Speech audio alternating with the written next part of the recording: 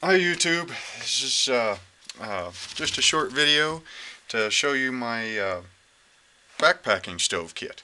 I do a lot of hunting, and I just keep it right there in my orange hat.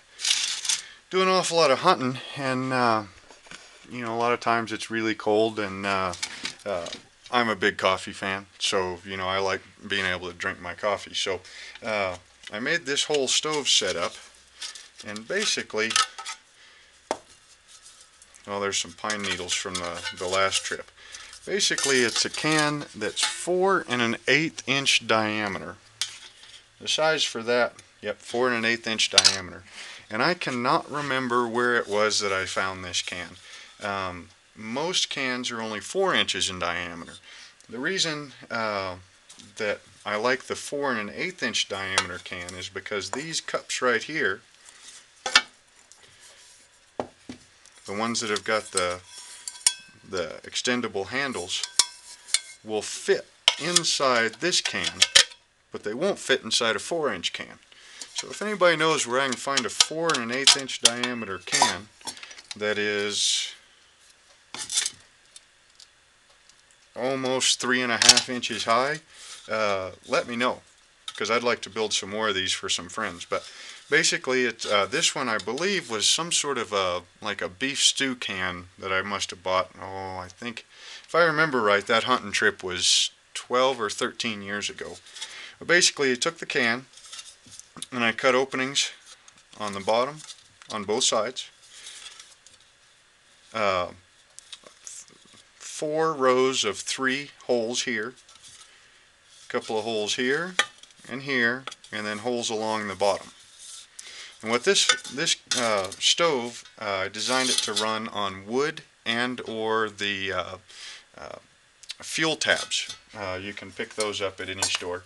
But the nice thing is that whole thing is the stove. It's got 2 stainless steel cups in it, some fuel tabs, some wash rags, and the whole 9 yards. Weighs about 1 pound 3 ounces if I remember right. So anyway, so to set this stove up, it's really easy. These are just bits and coat hangers. So today we're going to run this on a fuel tab. So it goes through these holes. These act as a pot support.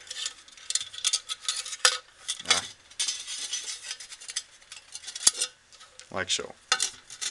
The nice thing about the bottom of the can still being attached is that it protects the surface that you're on quite a bit better, and it's really stable. We'll go ahead and pour. Each one of these cups holds a little bit over 2 cups. It says 47 ounces. So that's how it sits there. Then inside the other cup, I got a piece of t-shirt in between the 2 cups to keep them from rattling. We've got more straw. We've got a little scratchy pad for cleaning it up. Got a small Ziploc bag full of cotton balls if it's really windy out. We've got our fuel tabs. These are S-bit fuel tabs. Got a lid, just made out of aluminum flashing material from Home Depot. Got a windscreen if it's windy outside. Open that up, fit it around there. It's not windy in the shop, so we won't use it. Another rag to keep everything from rattling. The other cup that's got the bent out handle. And a Bic lighter. So, suppose I should have started this while we were waiting for the burn to happen. Or started the burn and then describe everything. That way we could time the length of time that it takes to bring the 2 cups of water to a boil. There's our S-bit tab. We've got a timer. We'll clear it.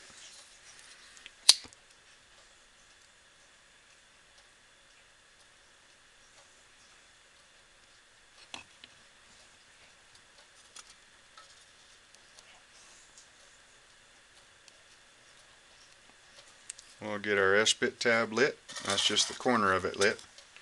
Put it in the bottom there. We'll put our cup with the lid on top. And we'll set the timer.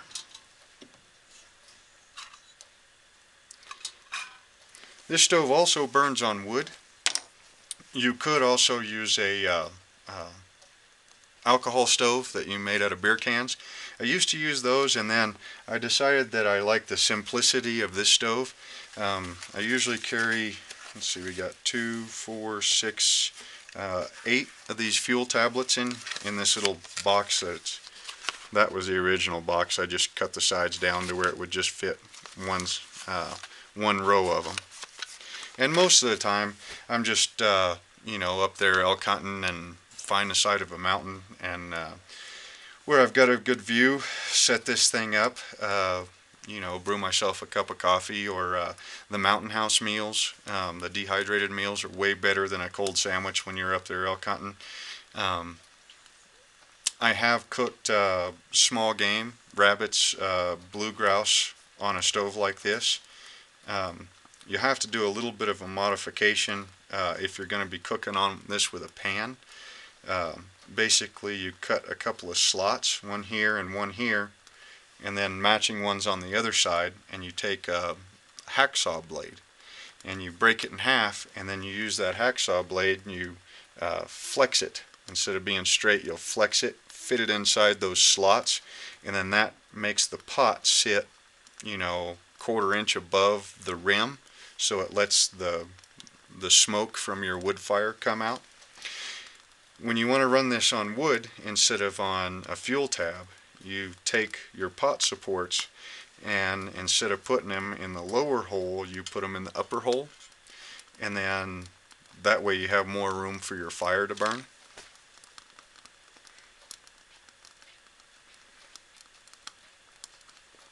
This stove and I have been together for about 3 or 4 years, something like that. I probably made, I don't know, at least a dozen stoves before I got settled on this one as the one that I really like to use an awful lot. And the toughest part wasn't really designing a stove that would work on fuel tabs or wood and burn well on either one of them. The toughest part really was getting all the parts to fit all nice and neat together with no extra space and nothing really sticking out of the stove an awful lot.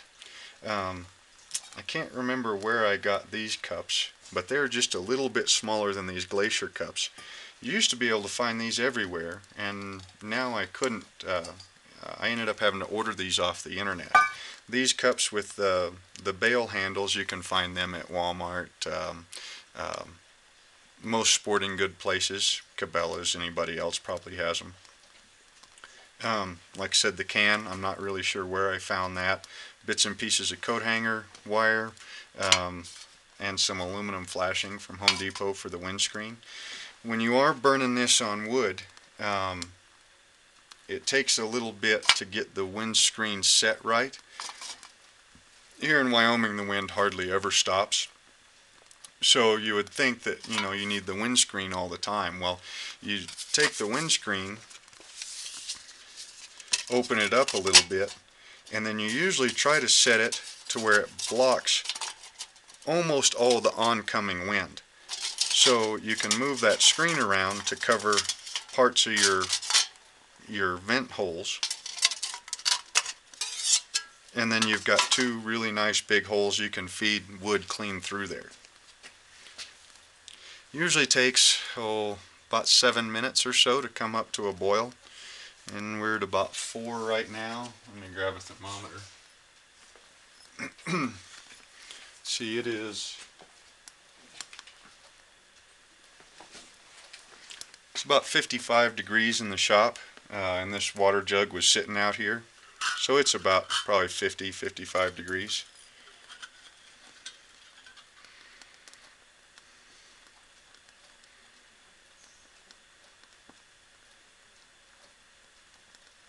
And we're at roughly 160 degrees or so. I guess I can leave that in there.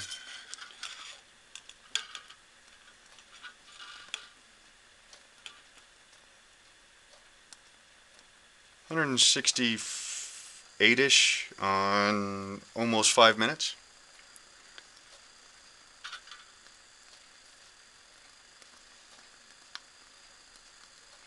But the really thing that I like about this stove, working on the fuel tabs or running on wood, is that there's quite a bit fewer parts, small parts to have to lose, you know, in the ground where you're sitting there hunting. It's very, very simple, quick, easy to set up and to tear back down. Basically, you just let it cool and pack everything back in. You can use the t-shirts to, or the parts of the t-shirts to, you know, dry off your cups before you store everything. You can run it on on the fuel tabs, which, like I said, I carry 8 of them. There'll be a little bit of it left over after we're done with this boil.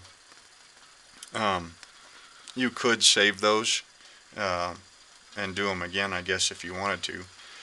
But so, you know, for a 1 pound 3 ounce package, I've got 8 burns worth of fuel tabs and unlimited burns with wood.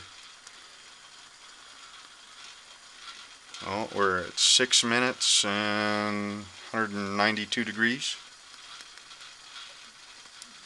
And it was cheap. I mean, I think these cups are about $7 at Walmart. These, I want to say, were about the same price. I ended up ordering 5 or 6 of them.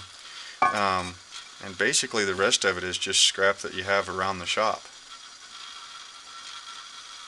So very cheap, very simple, very easy to make. You need a Dremel with a cutoff wheel and a drill with a selection of drill bits, and maybe some tin snips to cut your aluminum flashing.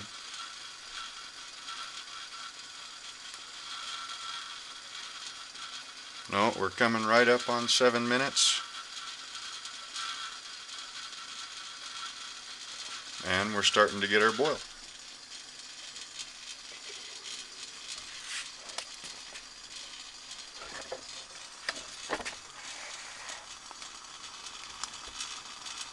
There's our boil.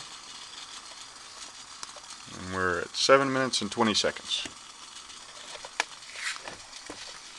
And let's take the thermometer out so you can see about how much of that fuel tab is left.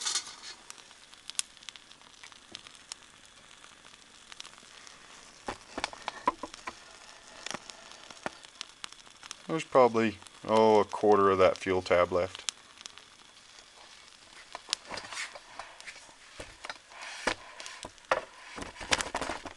And again, this is, I want to, 20 fluid ounces, which I believe they measure that not at the very top of the cup, but I believe they measure that 20 fluid ounces somewhere around in here, ½ inch or so below.